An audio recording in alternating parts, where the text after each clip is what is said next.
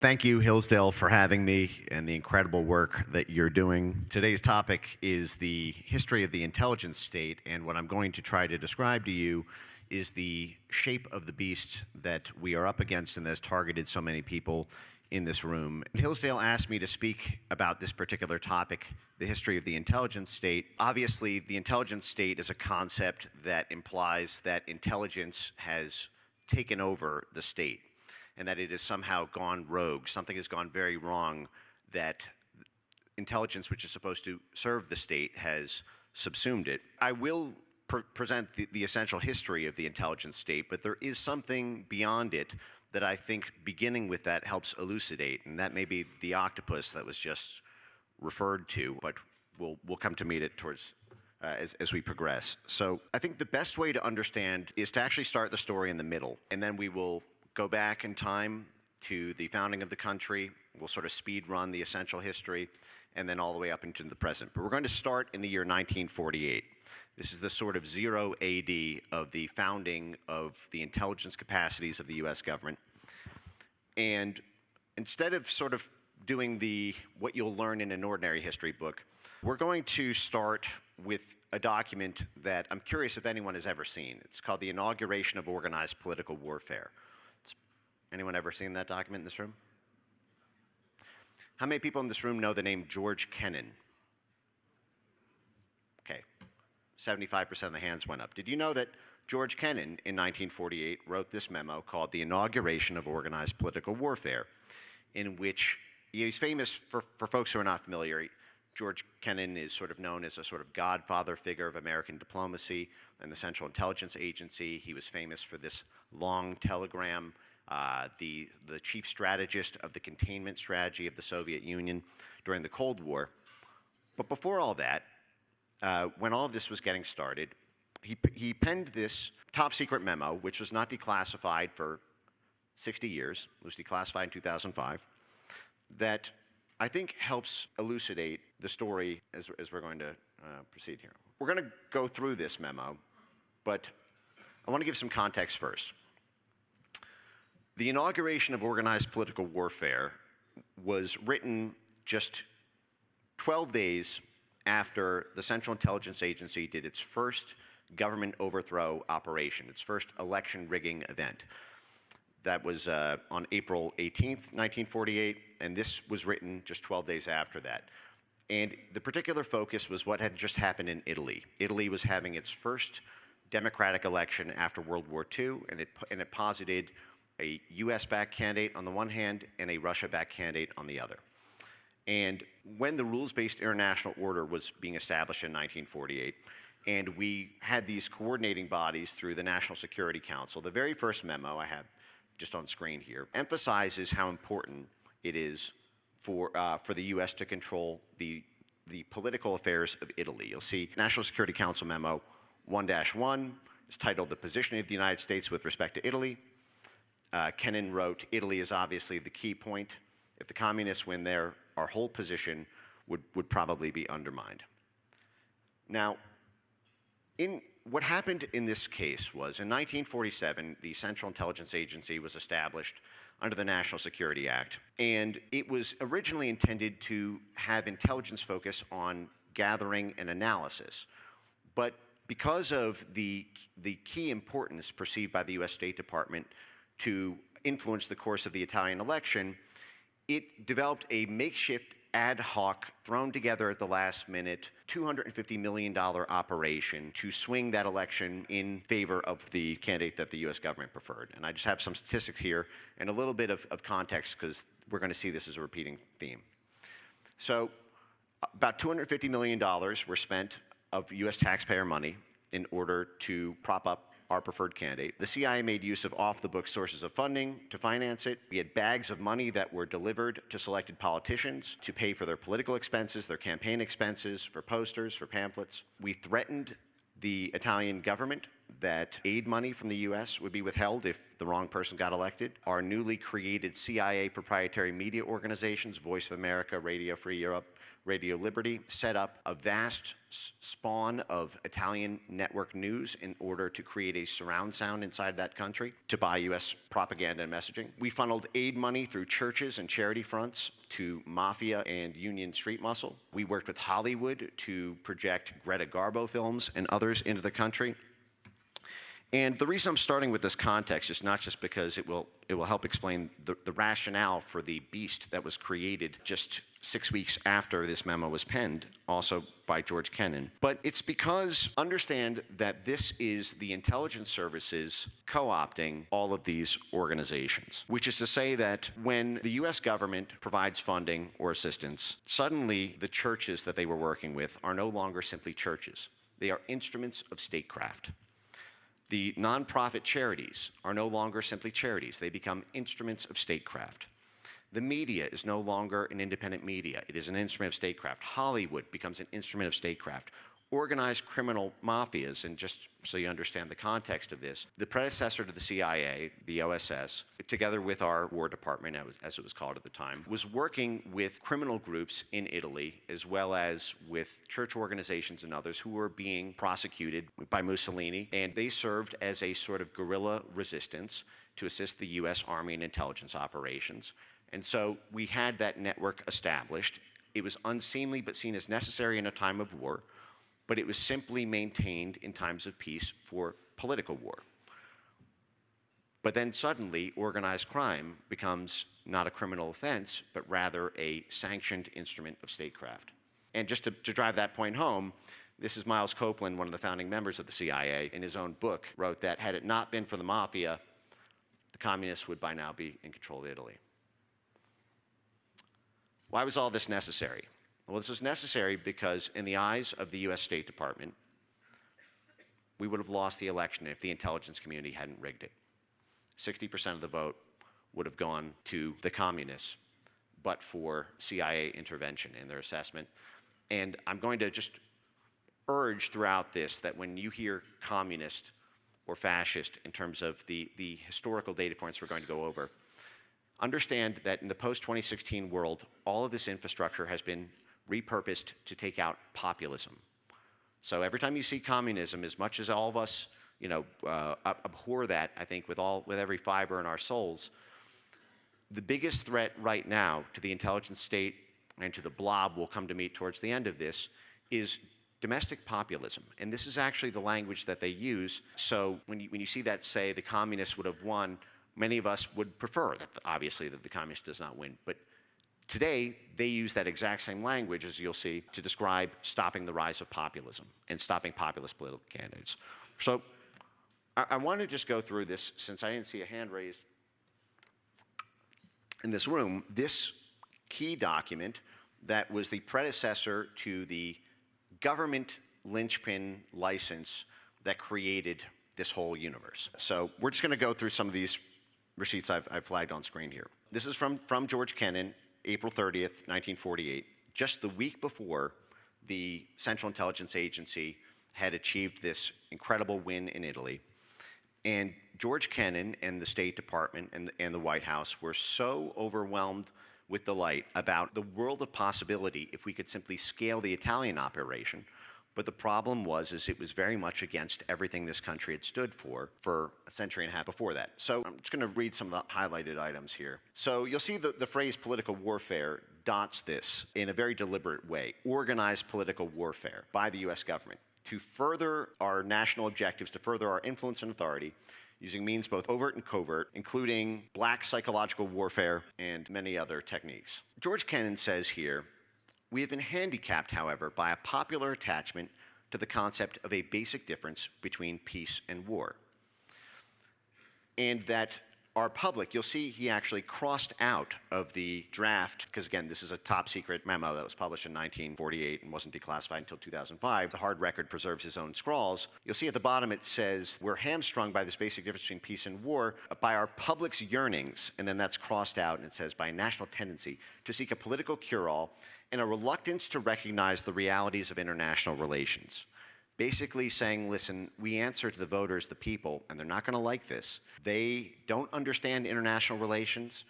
They think there's a difference between peace and war, and World War II is over. It just ended 3 years ago. But if we go into peacetime mode and we do not continue political warfare, then we will lose the opportunity to dominate the 20th century. And you'll see here it references, this was the Italian elections, right? That we just engaged in this in the Italian elections 12 days from then. And that this political warfare has to be directed and coordinated by the Department of State. And we're going to come back to that because when you see the shape of the intelligence state, it extends far beyond intelligence and actually it's really a tool of statecraft. So here is a very interesting, telling vision into this CIA godfather. It says, we cannot afford in the future, in perhaps more serious political crises, to scramble into impromptu covert operations as we did at the time of the Italian elections. Saying, we did this, it was great, it was amazing, but we need this capacity everywhere.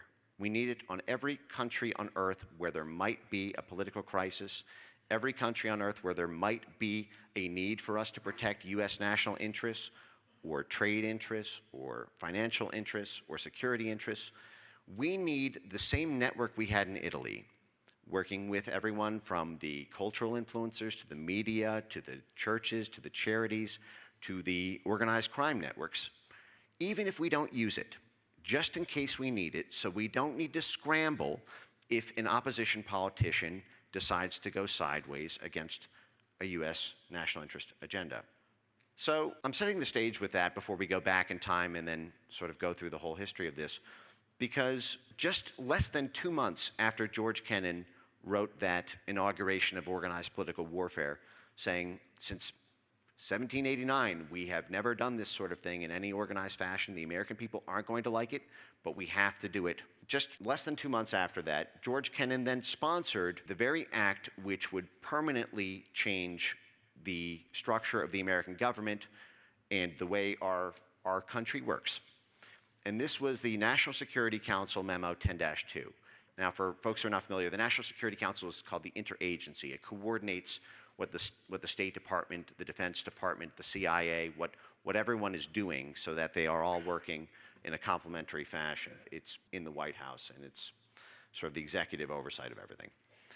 So you'll see this memo here, NSC 10-2, and just so that you see it, it's right here on the State Department website under state.gov, what I'm about to read here.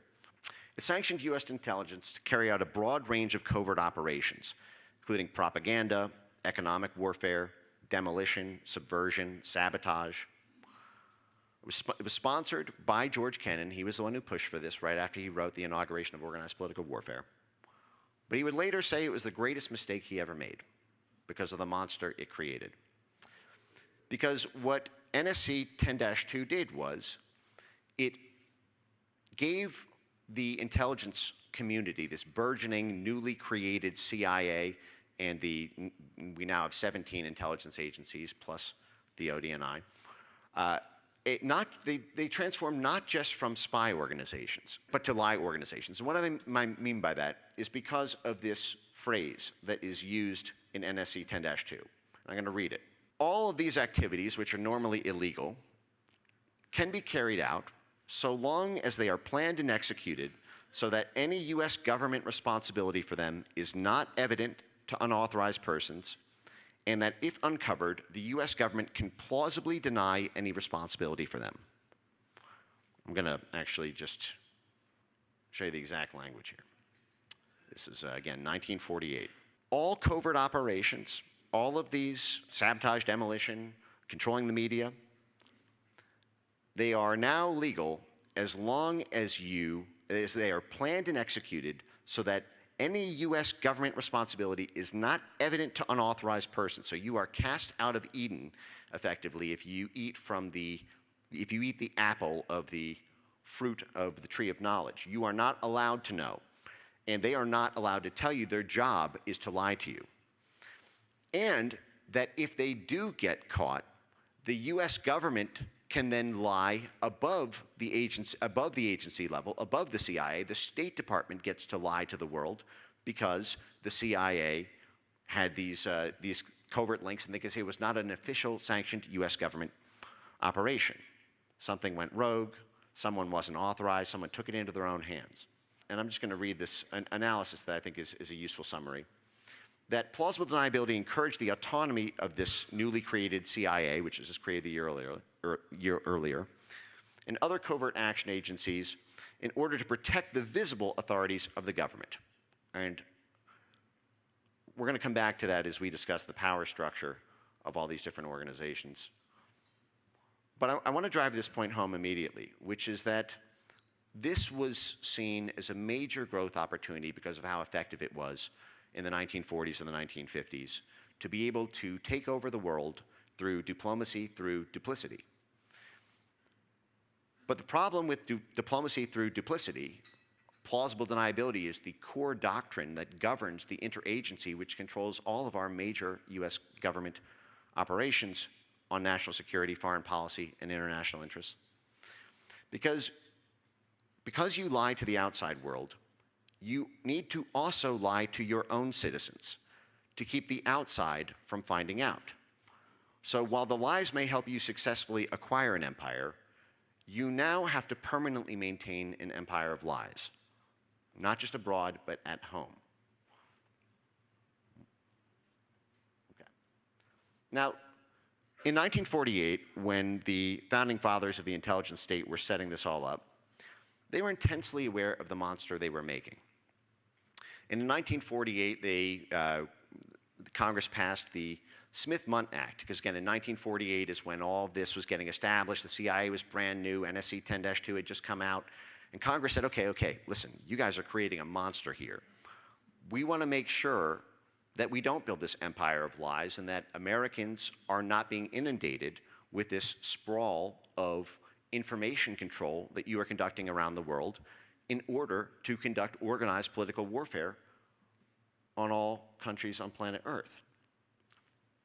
And I think many folks in this room are probably familiar with what happened during the Obama administration, which was this essential safeguard, which had been with us since the moment this all was created in 1948, was repealed with quite little fanfare. It was tucked into an NDAA. It was really, I think, only discovered by the public after the damage had been done that the Smith-Mundt was modernized to get rid of that restriction. It was effectively amended. And so the headline here is U.S. repeals propaganda ban, spreads government-made news to Americans. For decades, this anti-propaganda law prevented the U.S. government's mammoth broadcasting arm, I should say arms, from delivering programming to American audiences. And mammoth is not a big enough word. After World War II, the world, actually at this exact time in 1948, the UN Declaration for Human Rights came out and forbade the territorial acquisition of other countries by military force. It became against these new international norms and standards, international law. You could not simply have a military occupation of the Philippines like the United States had in the early 1900s. And so with hard power ruled out as the dominant means to have an empire, the US transitioned to a soft power empire, which would be dominated by agencies like the Central Intelligence Agency, democracy promotion programs at the State Department, later USAID, and the whole swarm army we're about to meet. But even right out the gate, the Central Intelligence Agency immediately moved into the media space to control the messaging that people around the world experienced. And so I have on screen Voice of America, Radio Free Europe, Radio Liberty, Radio Free Asia, dozens of others. They were CIA proprietary media. This is Frank Wisner. Frank Wisner was the spearhead of this early CIA media control apparatus. The name comes from the Wurlitzer sort of piano-like organ, because Wisner would brag that he could play in the international news as if it was a Wurlitzer. He could have any narrative carried in any country on earth because of the vast sprawl of media control that this newly formed intelligence agency, which was leveraging essentially the Office of War Information's Pentagon media network created during World War II, to thousands of partnered media outlets on all 6 populated continents. At that time, 1/3 of CIA's budget went just to funding media organizations. And today that number is paralleled by the web of CIA cutouts that we'll meet when we get to 1983 and beyond, and how this initial structure changed after the scandals of the 1970s. This was popularly called the Department of Dirty Tricks, this NSC 10-2 plausible deniability power to essentially play God around the world. This was their term, Department of Dirty Tricks. And just because it's somewhat funny, you'll see this is Max Boot just a few years ago calling for us to make a more robust Department of Dirty Tricks. Why the United States needs to sabotage, undermine, and expose its enemies. And you'll see that this is a CIA story.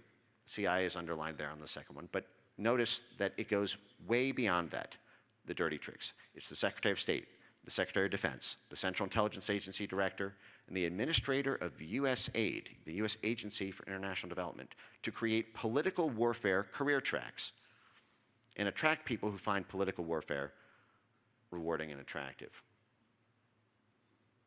So one essential way to cut through how this is structured is to understand that there's a key distinction between the American homeland and the American empire. We live in the American homeland, but the American empire is everywhere else. And today, even all of the major U.S.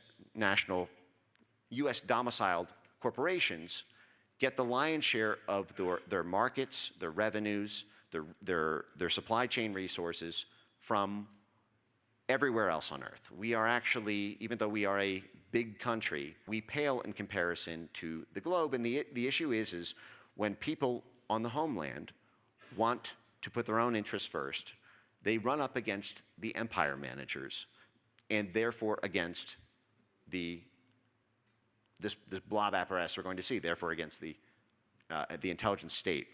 And what I have here is, in this inauguration of organized political warfare, you see that even though the emphasis is on giving the CIA this capacity, the entire thing is coordinated by the U.S. State Department, which does not have a plausible deniability license. It's supposed to be our official U.S. government policy. But secretly, the CIA answers to the State Department in all things, and we're going to dive into the structure on that. You'll see there at the bottom, this whole operation has to be answerable to the Secretary of State, who directs the whole in coordination. While covert political warfare must be controlled by the State Department, the direction should not physically be in the State Department. This is more true when it's realized that the considerable funds necessary for such an operation could not be concealed in the department's budget.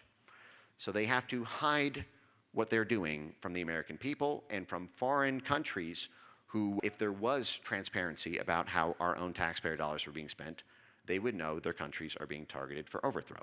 So the State Department can't conceal it. So we need this web of other government agencies, including the intelligence services, to park the money there. So again, the coordination of covert operations with overt conduct should be accomplished through the Office of the Secretary of State and Undersecretary. And our proposal is that this tradition be revised to further American national interests. So that is the linchpin of this, which is this concept of U.S. national interests.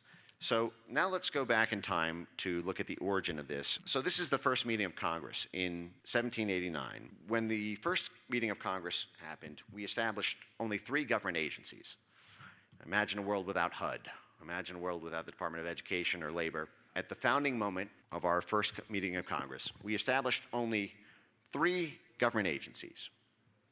The Department of State, to manage the affairs of state, to manage our relations in the international community.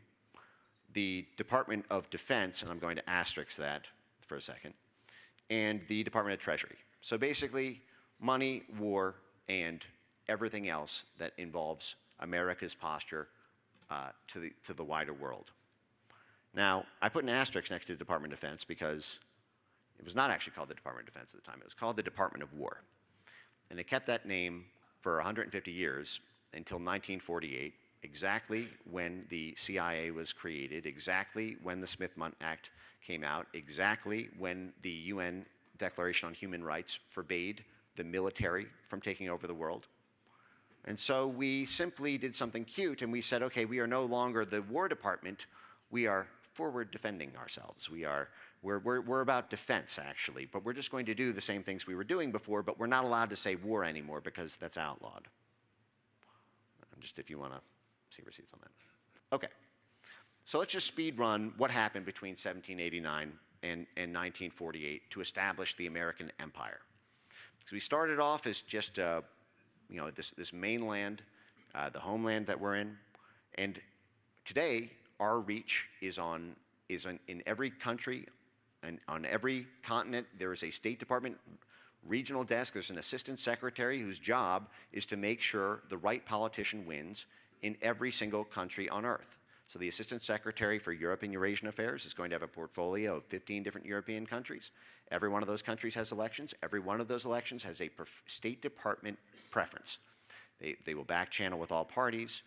One will be better for U.S. national interest, the other won't. And that Assistant Secretary's job is to influence the course of political events in that country, to conduct organized political warfare using plausible deniability in order to achieve that outcome. Sometimes they win, sometimes they don't, but that is their job.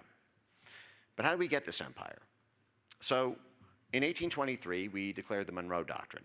This was before that, the fledgling U.S. Navy was flying out to Tripoli, and there was a lot of competition with the Spanish and other colonial powers in the Western Hemisphere. We told Europe, you stay out of the Western Hemisphere, we'll stay out of Europe. And we began to take over the political ecosystems and the agriculture, the sugar, the natural resources of almost the entirety of Latin America and South America. These were the famous, in the next image here, the famous banana wars, the pineapple wars, the guava wars. It's a funny moment in American history in the late 1800s when we were establishing what are now known as banana republics. These were U.S. private corporations, for-profit corporations, having financial interests in a region outside of our country, where the U.S. War Department and State Department would descend on the territory, basically help overthrow that government, provide support, and that private corporation would essentially run the government, and it would run it in a very dysfunctional way, but it was protected. The big business and big government were in league with each other, in the sense that the big government had the U.S. military, had U.S. diplomats, had U.S. power projection into the regions, and the big corporations would profit from being able to exploit the resources, the labor, and that is part of the reason that we had cheap food. And the same relationship is in big oil. It's the reason we had cheap gas. It's the reason we'll come to this, but we may need this apparatus. But the fact is it was established very early in the American story, well before, 7 decades before the actual creation of the intelligence state. The intelligence state just grafted onto that relationship between the War Department, the State Department, and private sector stakeholders. So the next image here I have is Remember the Maine. This was in 1898. We became an international empire when we won the Spanish-American War, and not only took Cuba, but we took the Philippines as well, and then suddenly had to control this wide-ranging plot of geography on planet Earth. The next image here is just the FBI. The FBI was created in 1908. The Justice Department had been around for about 60 years before that, but the FBI was created in the run-up to World War I, and its first serious operation was rounding up anti-war protesters to World War I and working to undermine their ability to use the U.S. Postal Service and other means to get their messages out. The FBI is one of our 17 intelligence agencies. So again, this preceded 1948. This preceded the CIA. We have 17 intelligence agencies. Only 2 of them face domestically. The other one besides the FBI that's domestic is DHS, which of course was after 9/11. And then the final image here I have of a sort of essential history in the speed run is simply Woodrow Wilson, because he is the sort of spiritual godfather of the doctrine that organized political warfare would be grafted under, because his mission to make the world safe for democracy allowed us to pull a very cute trick when the world transitioned from hard power to soft power as the primary means to run an empire, which was that you no longer had to have a national security threat to use the national security state. You could simply promote democracy, and under the banner of promoting democracy, you could do the dirtiest of deeds. You could do demolition, sabotage, black propaganda. You could work with the criminal underworld, again, as I mentioned, in Italy and Iran and dozens of countries.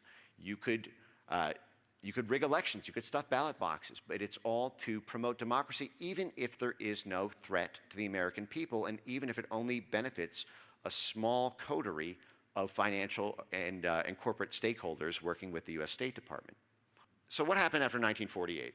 There's an image here on the left, which is just a list of CIA regime change operations after Italy. You don't need to blow it up on screen or anything, but essentially there were 85 countries that the CIA orchestrated coups in on the back of this Italy operation that George Kennan and the rest of the State Department officials were so inspired by. They did, in fact, achieve the goal that they set out to, which was to broaden this to virtually every country, continent, and region on Earth, and to capacity build these networks whether we needed them or not. 50 of those, by the way, happened just during the Eisenhower administration between 1952 and 1960, just right out the gate in the 1950s. And by the early 1960s, this began to come home and caused the first real, well, it led to the chain of events that caused the first real structural change to the way the intelligence state works. And this was the intelligence state was doing to the New Left at the time what they are currently doing to the populist right.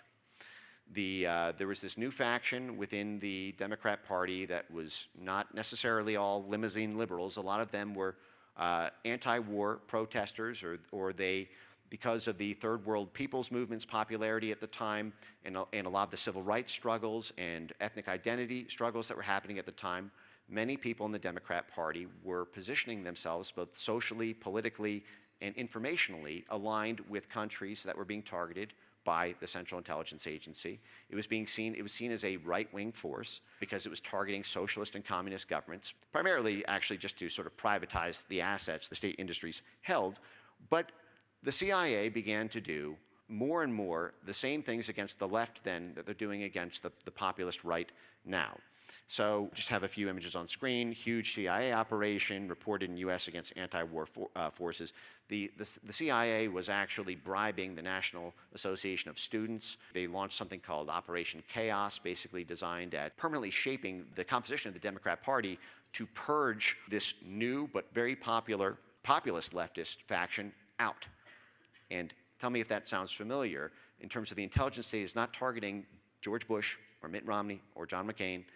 It is only targeting one faction of the conservative wing of the GOP in order to purge that out. The next image I have here on screen is COINTELPRO. This was on the FBI side, but it was done in tandem with the Central Intelligence Agency.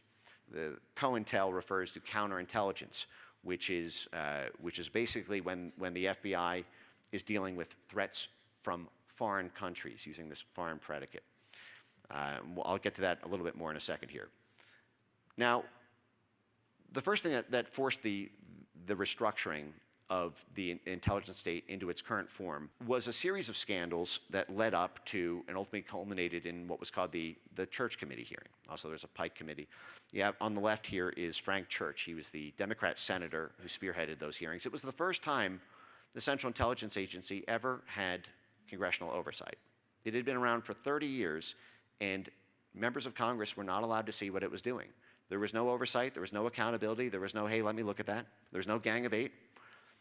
It was only with the Church Committee that we created a House Intelligence Committee to have a select handful of members of the House be able to do oversight. It was only then that we created the Senate Intelligence Committee to do the same on the Senate side. And this is Frank Church here on the left holding up the famous heart attack gun, which was in the CIA assassination guide and in their research and development. They were assassinating world leaders. They were assassinating political dissidents all over the world. And they were working on ever more extreme ways to kill people and get away with it in order to adhere to their government license to plausible deniability. And so the heart attack gun was and you can look this up on YouTube. It's a fascinating congressional clip. This was done in open hearing of Congress with the director of the Central Intelligence Agency testifying and explaining this heart attack gun, which was that it would fire essentially a kind of dart so that the cause of death, it would induce a heart attack so that the cause of death would look like it came from a heart attack rather than a murder. On the right here, this is Christopher Pyle. Christopher Pyle was one of the first people to get this ball rolling, not from the CIA side, but from the U.S. Army. At that time, he was a whistleblower who had provided very damning evidence that, in his words, any public meeting that happens in the United States with 20 or more people, the U.S. military wants to know what they're talking about and has active operations to survey and infiltrate any mass gathering of any political group, right, left, mothers knitting groups, religious groups. And he came forward with troves of documents around this, that the U.S. perceived that it was necessary, that the U.S. military perceived that it was necessary to maintain political control over the civilian class in order to prevent any popular bills from getting passed or people from getting elected who might undermine the military agenda. So a basic total usurpation of the concept that we have a democracy with a civilian-run government. At that time, people who were thought leaders in this targeted section of the Democrat Party became to be aware, because of these disclosures, that basically everything in the world around them was not real. Their media, their culture, their music, all of these things were actually being used as instruments of statecraft, and in many cases against them directly. So what I have here on the left is from the Senate Intelligence Committee, notes from the church, a memo from the Church Committee hearing. CIA's use of journalists and clergy in intelligence operations, so again, working with religious groups. The center picture is something called the Congress for Cultural Freedom, which was a giant network of CIA-funded and directed cultural and media institutions, primarily in Europe, but would come to extend effectively all over the world, where the CIA basically co-opted not just thought leaders in leading magazines, but also musicians, poets. They would even host musical events to attract people in dozens of countries, and then essentially use that as a way to get them aligned like a magnet with the U.S. State Department agenda. And very, very famous senior folks were involved in this, including many in spaces that you might not expect. Gloria Steinem, for example, the famous feminist, was funded by the Congress for Cultural Freedom. It was at the time when our State Department was beginning to project that as a means to win the Cold War by getting people in Central and Eastern Europe to become more feminist in order to oppose and angry them up against the patriarchal substructures of society in everywhere east of Germany. Oh no, okay. Wait, we just getting started. Okay, oh shoot, okay. Still 19, we haven't got to 19. Okay, all right, well, look. On the left here is, again, all this involves lying to the American people. Even in the 1960s, this labyrinthian money laundering and hiding it from public accountability was already very robust. So, okay, I'll speed run in front of it. So basically what ends up happening, the Church Committee pops off, Jimmy Carter wins in 1976, coasting off of this popular resentment against the intelligence state that had existed at that time. He was fiercely opposed by the intelligence state, and he conducted what came to be called the Halloween Massacre, where he fired 30% of the CIA operations division in a single night. It dramatically cut the agency's budget, and there was this brief moment when there was actually accountability and a peel back of these plausibly deniable octopus yarn of operations against the American people. But Ronald Reagan then came to power, and in 1983, he embarked on this structural change to the way the intelligence state works in order to get back the powers that the CIA had lost during the Jimmy Carter administration, including him signing into law the bill that established the National Endowment for Democracy, which is now today's premier CIA cutout. But basically what happened is the CIA became less visible because of its previous scandals, and it diffused itself into a liaison role of a public-facing network of publicly captured institutions. And we simply moved the intelligence state into the whole of society, the instruments of statecraft that we had capacity built previously. Okay, I guess, all right, that's fine. So flash forward to 2016, and then I'll wrap. As our NGO sphere and university centers and media organizations and union groups and cultural groups all developed this favors for favors relationship, this mutual, you scratch my back, I'll scratch yours, I'll do what you want on this thing, and I'll get a grant from the State Department or USAID or the National Science Foundation. As what we are up against here is actually this network, this blob, this congealed shape that where you have the intelligence state is actually serving the public-facing functions of government. It is simply, the CIA is simply a support agency for the State Department on national interest grounds and the Pentagon on national security grounds. And so when you see the CIA do something, or the intelligence state do something, understand that this is to serve a State Department official or a Pentagon official or the stakeholders around that. It's really not a rogue agency in the sense that it answers to the State Department and it does the dirty work. Maybe I'll close with a, I guess I'll close with a Sopranos reference since my mother and father are here. And I think the best way to understand it is, if you're familiar, Tony Soprano is running this mafia outfit in New Jersey, and he's got these goons, these enforcers who do the plausibly deniable dirty work, so that the FBI who's tracing Tony Soprano's calls can't say that Tony did it. And so there's this character Furio, who is the sort of brawn, and he breaks into people's homes and beats them up and undermines their democracy, if you will. And it's very natural to look at that if you are in that home and it is your democracy being destroyed. It is your friends and family being arrested and say, oh, the CIA did that. Look, I'm sorry, Furio did that. But they are, what's gone rogue is actually something much deeper than just the intelligence state. It's actually the entrenched forces in diplomacy and in defense that the CIA is tasked with to do this dirty work. So I guess I'll stop there for questions, or if we have time for Q&A.